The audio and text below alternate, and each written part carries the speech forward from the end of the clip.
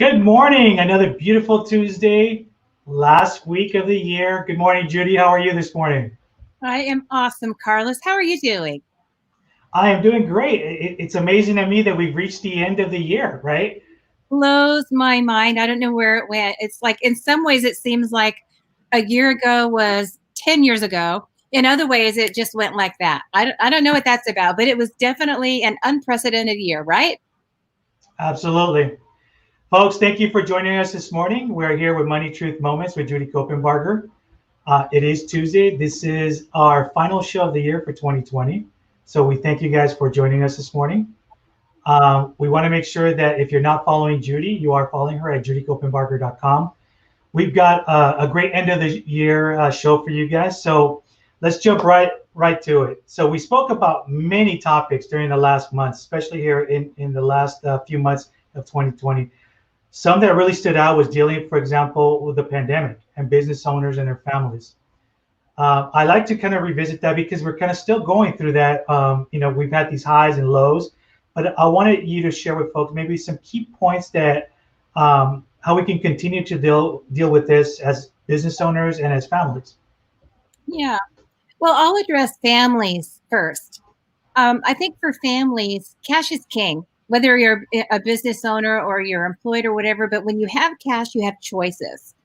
And so I think the families that really weathered well this year were the ones that had an appropriate savings in place. They had a HELOC available. That's a home equity line of credit where they were able to borrow money for the ones that needed it, that were out of work for a while or had bills that they just couldn't cover for whatever reason. I think the people that could get their hands on cash already had that in place, did really well. And I think for families, this year was really about rethinking education. You had all the young families that had kids home trying to do school on the dining room table or at the kitchen table. And parents, a lot of parents trying to work from home and coordinating all that. I can't imagine. We have 5 children, and I can't imagine when they were all in school having to do the work that I do and try to keep all of them on track with their education and their studies and their exams and all that. Wow. So kudos to the families that have been able to do that. But I think when you're thinking about education, it's not just getting the grades and trying to keep up with the formal education that school's providing. But I think this year has been an awesome year, and going into 21 could be the same thing. We're still having a lot of lockdowns in areas, and we don't know, how many weeks or how many months before this thing's under control that's going to be this way. So when you're thinking about education, it's not just the grades. If you think about it, it's the music, it's the sports, it's the life lessons. It's those things that you sit around the kitchen table and talk about besides geometry and history and things like that. That's all important. But how are we doing with keeping them abreast of current events and helping them put that in perspective? I can't imagine, if the kids are watching the news or they're hearing all the clutter around the news, how much fear that could be creating in them. So this is an opportunity as a family to have conversations to put perspective around things that are going on in the world. So for me, that's part of the education. One thing to consider is creating a family constitution. If you haven't created a constitution, like, what are the goals? What are the values of our family? What are we all trying to achieve together? Wouldn't that be a great exercise? So everybody knows what our family is about. It's creating that culture of confidence and competence all at the same time. So more than just the money and surviving, turning that into thriving, I think it's a great opportunity this past year for many families, but also coming up, there's an opportunity to create something new, not just financially, but legacy-wise for families. Awesome. So I know that as we reach also the end of another year, there's some things that we should be preparing as a business owner, correct? Yeah. So what are some key things that maybe we're not thinking about that can help us wrap up the year? Well, chances are business owners are thinking about it and have been for quite some time, especially the small business owners. So again, cash is king. Getting that capitalization and process. The banks were really tight with money at first because everybody was demanding it all at once. Right now is a good time and interest rates are favorable, to secure a line of credit or secure a personal loan if you need it to keep your doors open or to keep your employees. Now, a couple other things that just in the last few days have come up that are going to be probably very helpful for small businesses is the PPP loan. It looks like it's going to be extended. There are community grants. Check with your city, check with your county, check with your parish, wherever you live. If you own a small business, chances are there are local funds that are passed down from the federal gifts and support that could help you. And some of it is forgivable. Much of it is just, here's a grant. If you have this criteria, you have so many employees, you know, or in a certain zone, you can do that. But besides, again, the cash and having the money, it's thinking about doing an innovative approach. So doing old things in new ways, or doing new things in old ways. You know, revisiting everything you do. It's a great opportunity. In professional businesses, they call it best practices. You know, what are the best practices? Is there a way that we can lean down, like on purpose, not just because we have to, but is there a way that we can lean down? Is there a way that we can optimize what we're doing? If we're starting over, or if we were going to be starting over, how would we approach it?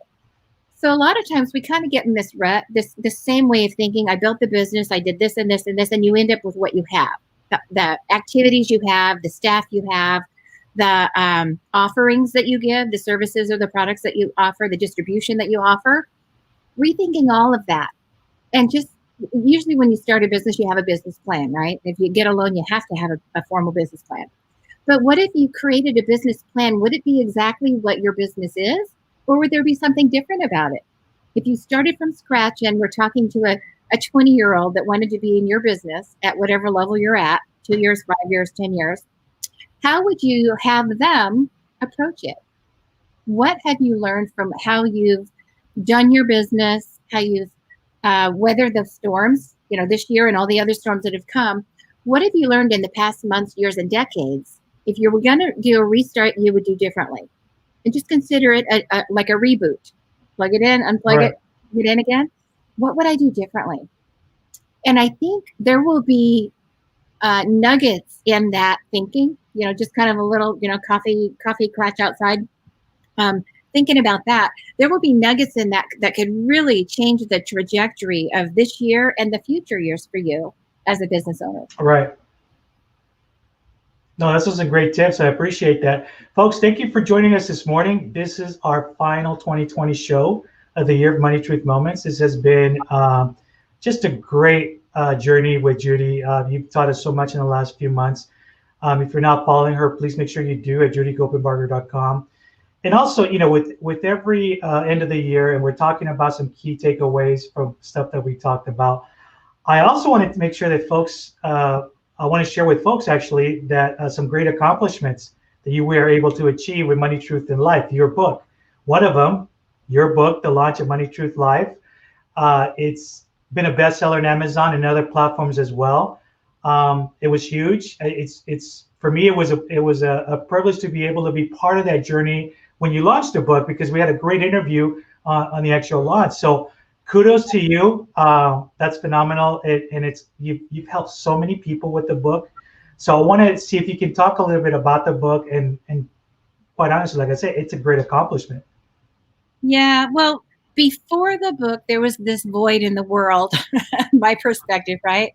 Where people would talk to their financial gurus, you know, the financial people that they trusted in their life, their bankers and the insurance guy and the accountants and the attorneys and anyone who had to do with money and assets and helping them manage their finances. But there always seems to be a gap. There's always seems to be something missing. Like, what's the real truth for me? You know, how do I apply that information and make it optimize my life? So I'm paying less fees, paying less tax, and getting the most for my money. I'm achieving my goals and I have balance in my life. Where's that information? And I couldn't find it because I wanted it for our family and all my clients too. So I put it together. It's called Money, Truth, and Life. And I think it's just a great, it goes from primer level all the way to graduate school of everything you need to know about the 5 main pillars of finance. So there's the legal part. What about wills and trust and corporations and DBAs and business entities and things like that? What about all the different kinds of insurances? How much should I have on my house? What if it did burn down? What if somebody got hurt? What about business insurance? What about life insurance and health insurance and all of that? And what about cash flows and cash reserves? How much should I have in savings? When I earn money, how much should I put toward my future goals and toward my retirement? How much should I be using in my household, my spending plan? So it goes through all the areas of finance. It helps you understand the basics of all those areas, because some people master one or two, but not all of them. So it gives you Right. basic understanding of how that works together and helps you navigate at your house the best way to approach that so you can avoid all those costly mistakes. And it's got a lot of live stories, a lot of personal stories. It makes it come alive because the things that are in there that have happened to people, good and bad, have either happened to you or people that you know. There's only so many things in life that can happen. There's all these categories. The stories. So it just kind of brings it alive where you can learn from other people's experience without having to have them all. Like the bad ones, you don't want to have. It takes too long. Right. So learn from other people's mistakes and go, oh, yeah, that's something I should watch out for. Just maybe step around that pothole, right, on your journey. But I think it's brilliant. It's simple to understand. Right now, it's available on, if you're a Kindle person, it's on Amazon. They have it 99 cents. So just go read the book. You can buy it for whatever, 15, 20 bucks, whatever it is. It's sold everywhere. Books A Million, Target. I think it's a bestseller there too. Barnes and Noble, Amazon, of course. So anywhere you can get books, you can get Money, Truth, and Life. And I think you should. Excellent. And so that's one of your accomplishments, right? But I know you've also been, you've done a lot of keynote events. You want to share a little bit about those, maybe some of the ones you've been at and maybe some of the future ones that are coming up? Oh, my goodness. Yeah. Well, this year, the first part of the year, I was still able to go live and go places and do my stage. The stage for the last 7 or 8 months has been pretty much right here. But I was able to do a wonderful event out in Kauai for the Increase Ministry. I had one a few months ago live in San Diego when we were open for a little time in California. Now we're closed again. But the Pathfinders Conference, I was able to participate there, and that was wonderful. Some virtual events. I did several women's events, including Rocket Fuel and the Visibility event, which is a wonderful women's panel, successful women, how to just get to the next level. I did the Faith and Business Summit, and that when I got to actually be in the green room and serve all of the attendees with Rich Kozak, the famous Rich Kozak. It was awesome. Yeah, so we did that together. One of my favorites and one of my new friends is Uwe Dockhorn. And Uwe has been around for a long time. He's out of Germany, so we do a lot of international things together. And what he does out of Germany is he helps people just transform their life, and it's instantaneous. The impact that he has as a life coach on these lives, and the story that he brings from his own life of transformation and healing, amazing. And so I've been part of the money piece for his people as they're going through life coaching. Sure, you want to do all these things, and now you feel like you can, but how are you going to afford it, right? So I've been that voice. He is truly amazing. Anybody that wants to take their life to the next level, I definitely recommend anything from Uwe Dockhorn. But I also got to work with some of the greats, Brian Tracy, Nick Bollettieri. They teamed up. These great coaches get together. I was able to speak with them on a couple of events. Les Brown. I had several Les Brown events, which was amazing.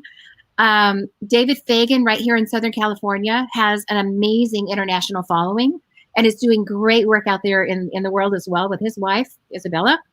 So I've had some great opportunities to share not only my message, but just help other people share their message to make people's lives better. And not just because we're in a pandemic and everybody's suffering. Not everybody's suffering, by the way. A lot of people have. But some people really turn the lemons into lemonade. And a lot of people that I've been able to associate with and send the message out with are those kind of people. They're lemonade people. Sure, it's awful. And we know people who've passed away, and we've got all kinds of bad things happening around us and to us. But what do we do with that information? What do we do with that new normal?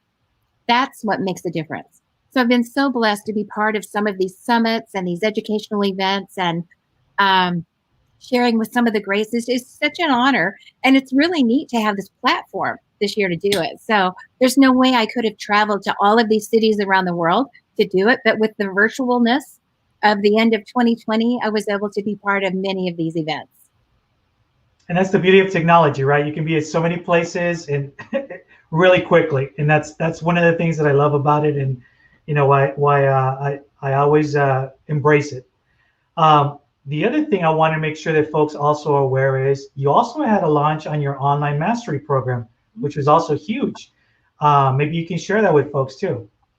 Yeah, the online mastering program, it's the basic program for all the 5 pillars of finance. So if you want to learn about the difference between a trust and a will and a power of attorney, there's a course for that. If you want to learn about all the kinds of life insurance, term insurance, permanent insurance, the ones with cash, the ones without, the ones that are variable, the ones that are, have an interest rate, all of that, if you just want to know what you have, like look in the cabinet, I have no idea what that is, you'll be able to learn that and make sure it's right for you.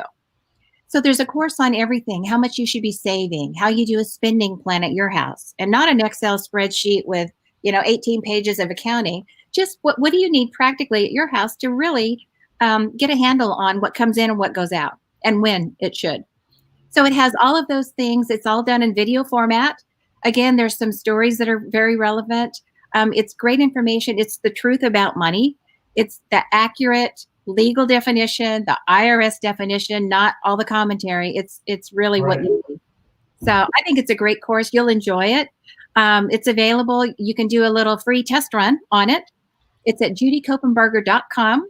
And you can click Truth About Money. Send me the truth. There's a little button there, and it'll send you right to the course. You can approach the course right now. You get a week free. Take a class or two. If you like it, keep going. If you don't, let it go. But you'll enjoy that course. It's life-changing for so many people because of the perspective they gain around things they've done the same way as mom did it, same way as grandpa did it. And now they see another way that they can optimize and do something differently. Awesome.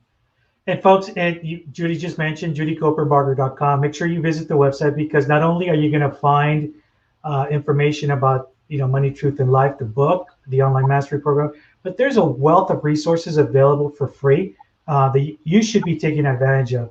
You have no excuse not to say, well, I don't know how to do this or how to do that. Check out the site.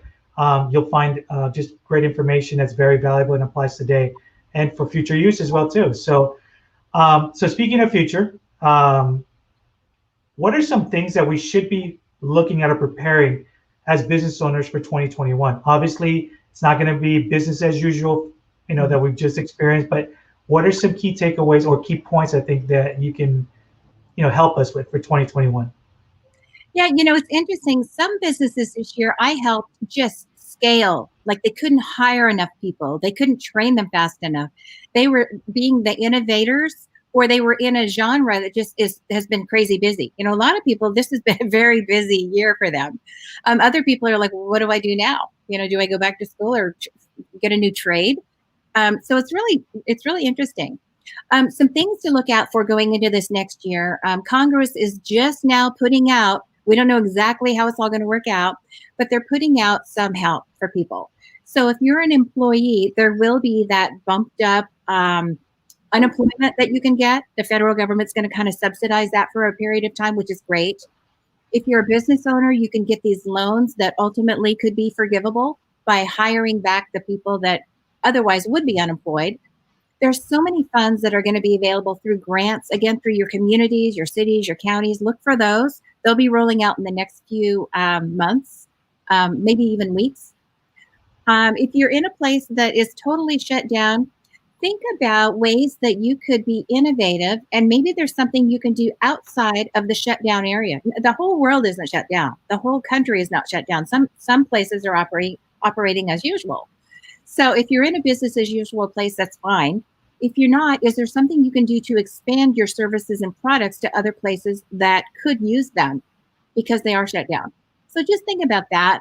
SBA loans, obviously, that's that cash part, just making sure that if you need the money, you have it available, in your bank, not theirs. And just look for these long-term innovation strategies that can help your business get to the next level or start a new one. Maybe it's It's not how you did it before. That one shut down either by you or, because it just failed. Maybe there's another business that you can do that is parallel or similar to the first one that you had. So those are things to think about going into 2021. But the biggest thing is to just make sure that your mindset is right. Right. If you think you can't do it, you're right. And if you think you can do it, you're right. So you get to choose. Is this going to be the year that I turn it around and my family gets to the next level, my business gets to the next level, or am I just going to wait for something to happen to me? And you get to choose. That's very powerful. No, you're absolutely right. Mm-hmm. We've been talking about different topics over 2020. I know COVID was obviously a big theme that affected a lot of folks. But I also want folks to understand that, we talked about your accomplishments. Everything you've done since I've met you and gotten to know you through these interviews, through the show as well, it's never been about money with you. It's always been about your legacy. Everything that you put out there, your book, the events you speak at, um, the online mastery program, these are all, and in the videos that you have on judycopenbarger.com, these have always been resources not to generate income for you or about selling the most books or whatever it is on it. It's been about your legacy. And I think that's very important, why a lot of folks have connected with you. And I want to see if you can talk a little bit about your legacy and maybe share with the audience how they can work on their legacy for 2021. Yeah, I love that question.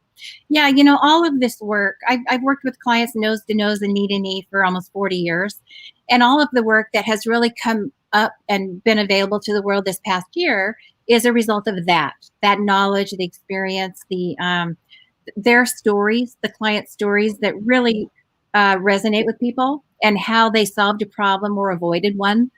But for me, that's my legacy. And I think when you're thinking about your legacy for yourself, which this is a great time of year to do it, right? So what did I do? What do I wish I would have done this past year? And what do I want to set forth for next year? So when you're thinking about your legacy, it's not just something that you leave when you die. For me, it's your life print. When you're gone, what they remember about you, what they learned from you, how you touched and impacted their life. It's not just the money and the real estate. It's things like your life lessons. It's things like passing along your heritage, where my family came from, and now it's your family, what you get to carry forward. It's about your values being passed down. All the things that you learned from the School of Hard Knocks, and you'd rather your kids and your grandkids and your great-grandkids not have to learn them that way. It's all of that. It's business succession. It's your values around philanthropy and impacting the world in an amazing way and making your world a better place because you were in it, touching lives, one by one. So it's all those things. And you have such an opportunity, even if you're planning a family or you have a young family, those little ones, they just have so many years with you to learn from you. And it's not always what you say, it's who you're being. They watch you and they observe you, and they're gonna take from you your way of being and your way of treating other people. If you're driving down the road and you got kids in the car seats in the back and you get cut off, what happens next? They're watching, right? Mm-hmm. And it's not be nice to people, give them respect. What did you do? Yep. Cut off? Did you yell something? Did you say something that you wish didn't come out of your mouth? Did you roll down the window and throw a can at them? What happened? Or go ahead, sir. You must be in a hurry. You just go right along and I'll follow. What happened? They're watching that. And it's not just what you say and the action, it's the way of being. It's how you deal with what happens to you. And what an opportunity we have with young people in our lives, whether they're our children or not, to pass along values like that, culture like that. So it's something to think about when you're planning for 2021. Obviously we want to have the goals, how much debt do I want to end up with next year? And how much do I want to save? And if I turn this business around, what would that successful year in business be like? But think about the life print that you're creating, the legacy you're creating as well. What am I going to ultimately have when I'm gone for them? I lost a sister-in-law on Wednesday. We just found out yesterday. And it was expected. She'd been ill, but right before Christmas. And so, my brother was at her side and the three sons were there with her. but you just think, you know, what is her life print? What is her legacy? What do I think about when I remember her? And in the future years, when I look back on her life, what will be there for me? What will be there for her grandchildren? What will be there for her sons? We get to create that. So if we're well and we're able and we're healthy and we're here, we still get to have a hand in our legacy. And I encourage people to be very proactive about creating that. Excellent. There was something else I wanted to ask you too about 2021 coming up with the legacy piece, and that's also what are some things in the works for you for 2021 to continue to build on your legacy? Oh, well, we've got a lot going on, a lot planned. So I've got a book coming out that's collaborative in January called Visibility. It's amazing. It's about getting your message out, which for me, I've been doing this a long time. So when we started, you would speak in a ballroom. In the back of the room, you had a book table and there was books and tapes. That dates me, but we did it. And then we had the tapes and books. Ooh, you know, that was fancy. And then you got rid of all that stuff. You quit hauling that around and having a staff to handle all that. And then you would have these little cards with a code on it. People could go on the code and download their own thing. Ooh, that's awesome. Well, now everything's digital. It's a whole new world now, but it's a different way of delivering the same thing. We're doing the same thing, just in a new way. You know, we innovated based on the conveniences and the tools that we have available at the time. So that's coming. A lot more speaking, a lot more launch with the Visibility book. I have a book coming out later in the year, probably June or July. They're working on that whole schedule because of COVID. And, you know, last year, getting the book out that became the bestseller, the biggest thing was we had no distribution for printing. We actually had to go to UK to print the first bunches of books, like thousands of books. So I thought that was really kind of funny. So this year, we'll see, you know, who's manufacturing paper and who's not. But that book is called Money, Truth, and Legacy. And we're going to have a summit with that. That's all going to happen mid-year this year. So that'll be exciting. And then just lots of speaking and summits and teaching around that. Awesome. Yeah. All right. And I want to make sure that we wrap 2020 with our favorite part of the show.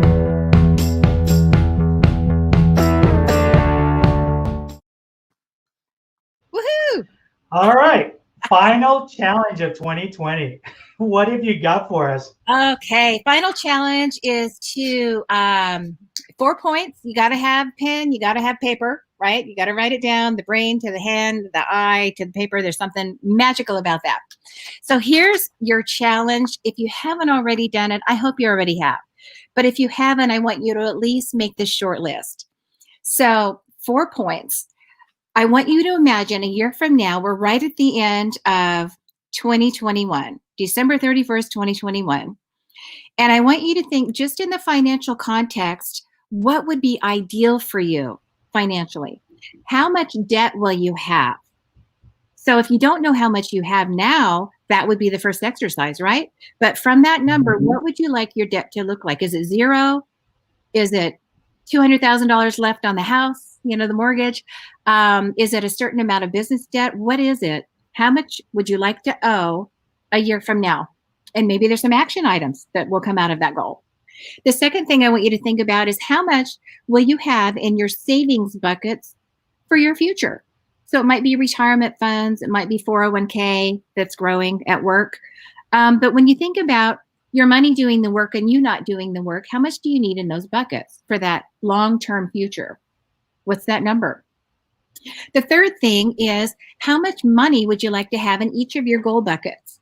So maybe you have a goal of an anniversary trip to Hawaii and you need, I don't know, $4,000 for that, maybe $12,000. I don't know if you go first class. How much would you like to have toward that goal? Maybe it's replacing a vehicle and you need to save for that. How much money would you like to have available to put toward that future goal?